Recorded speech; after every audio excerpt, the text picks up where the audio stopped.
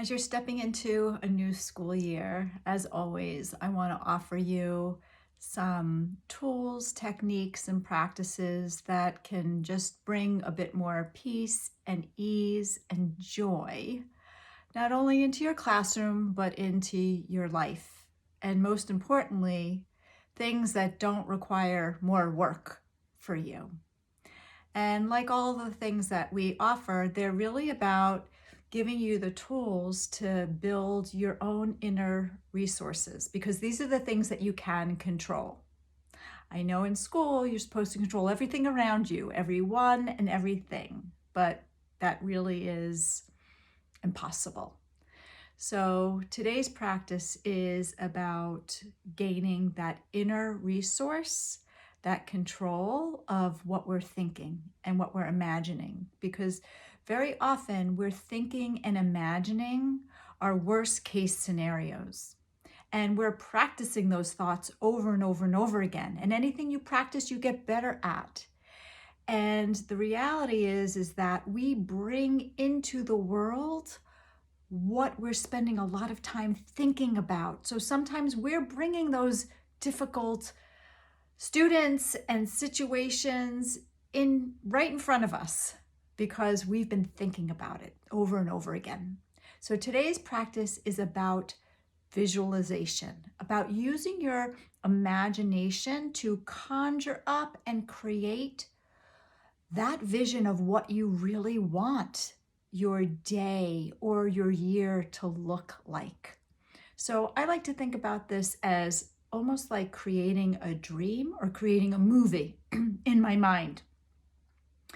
And I find it easiest to do before I go to sleep, like when I'm laying in bed and closing my eyes, and I just start to imagine a scene with me in it, me being strong, confident, kind, loving, compassionate, patient, me bringing all those qualities that I want to and hope to embody in my life. And then I imagine the day unfolding or conversations or the people that I'm meeting or the things that happen to be the way I really want them to be, the way that I hope them to be.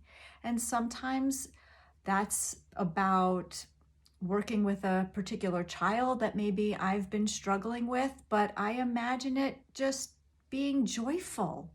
I imagine an interaction that feels easy and fun and playful and productive. Or if I'm thinking about a parent meeting that I'm going to have, or a talk with a colleague, or even my spouse, before I step into that, like in the real world, I just spend some time imagining it the way I truly want it to go.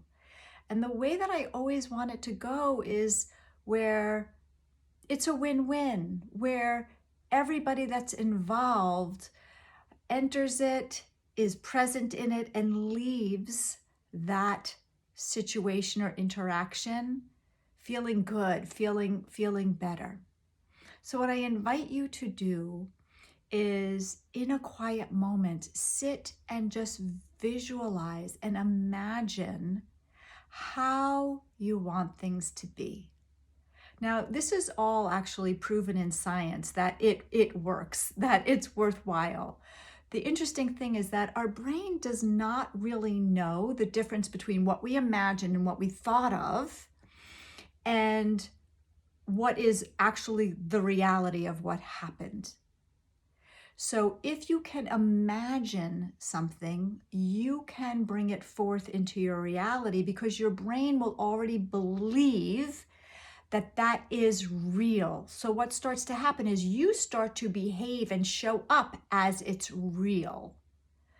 And it allows all of those people involved to show up and interact differently. There's this beautiful quote by Glennon Doyle. If any of you are familiar with her, she's a wonderful author. And what she says is, imagination is not where we go to escape reality, but it's where we go to discover the truest reality that we were meant to bring into the world.